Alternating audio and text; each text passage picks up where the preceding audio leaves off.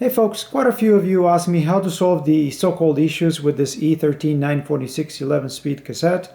So here's a short description of what I found in my attempt to finding a solution. On this bike I have a 32 tooth oval from 1UP, direct mount, used with the KMC chain, the last KMC chain that I have, the E13 11-speed cassette, and an XT medium cage derailleur, and a Shimano XTR 11-speed shifter. The first issue that I'm noticing is the chain will tend to drop from the 46 tooth when backpedaling. Second thing that I noticed is that the chain seems to be touching the cogs here when you get to the bottom 2 or 3, and overall when the chain is on the steel cogs at the bottom of the cassette is just a bit noisier. So the smallest cog. If you backpedal on the 9-tooth cog, look at that. It catches that 10-tooth cog. Otherwise, the shifting is perfectly fine, very similar to shifting on a Shimano cassette. Now, the chain falling off of the big cog is not unique to that cassette. Same bike, same chain. This is an XT 1142. And a quarter turn back paddle, you'll see how the chain falls off. So today I am going to try a couple of things. First of all, the PCX1 chains that I've used successfully in the past. But more importantly, I will try an Eagle GX chain 12-speed on my drivetrain, see if that changes anything. So first, the 11-speed chain on this 11-speed cassette, the PCX1, doesn't seem to solve that issue of the teeth of the 10-tooth cog actually catching on the chain. So shifting to that 46 tooth as smooth as before, let's see the back paddling.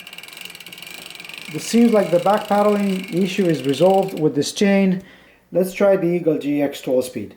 11 and 12 speed chains side by side. You can see the PCX1 and the GX Eagle. Definitely the finish is the same. The thickness of the 11 speed, this thickness here is 5.6 millimeters. On the Eagle is 525. Also, they redesigned the plates of the chain to make it work better and reduce friction with the chain lines specific to 1-by drivetrains. I didn't show you guys how to install a chain, but use the link on this screen right now. So 12-speed chain on an 11-speed drivetrain. Let me show you the shifting.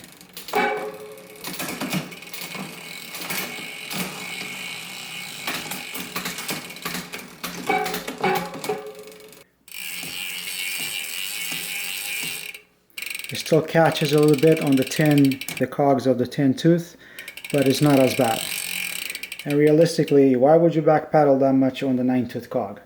Let's try the 46. I guess no surprises there. Back paddling on the 46 doesn't seem to pose any issue with the drivetrain. Under normal riding conditions, you will never back paddle this much on either one of the cogs, regardless of what you're doing. And since we're talking about issues with these E13 cassettes, I gotta mention this is not something I experienced, but some people get creaking, cracking noises coming out of the cassette. It's a simple fix. And by the way, this is where you use the 2 chain whips on these cassettes. You put one on the aluminum side of the cassette, the second chain whip, you put it on the steel, and that's how you actually undo it. Here we go.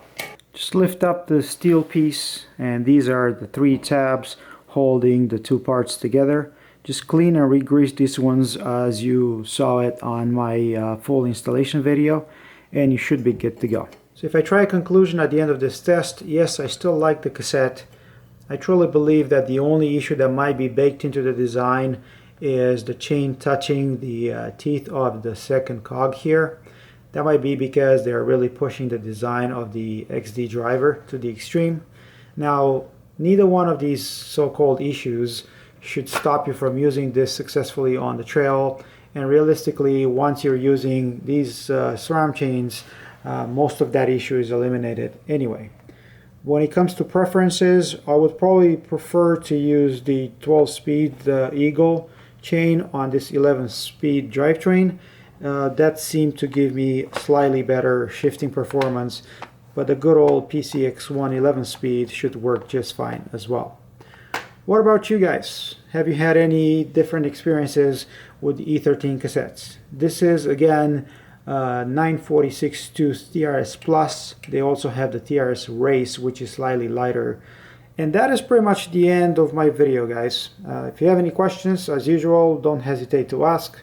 In the description of the video, I have more links and information. If you found this useful, don't forget to like the video. For those of you new to my channel, subscribe to be in sync with everything that I'm posting. And until next time, I will see you folks on the trails. Cheers.